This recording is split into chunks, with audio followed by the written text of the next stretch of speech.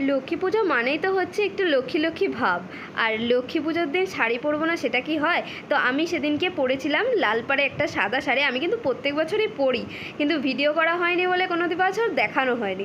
যাই হোক, এই দেখো আমাদের লক্ষ্মী দেবীর আরাধনার জন্য সমস্ত একদম গোছানো গাছানো হয়ে গেছিলো। সমস্ত মা একা হাতেই করেছিল। আমাদের কিন্তু পিতলের ঠাকুর, আর এই ঠাকুরই আমরা প্রত্যেক বছর পুজো করি, আর সবসময় আমাদের সিংহাসনেই থাকে। তো যেহেতু পিতলের, সেই জন্য সেদিনকে স্নান করিয়ে নতুন জামা পরানো হয়েছিল। আর এই জামাটা মাসিমণি আমাদের দিয়েছিল, খুব সুন্দর হয়েছিল।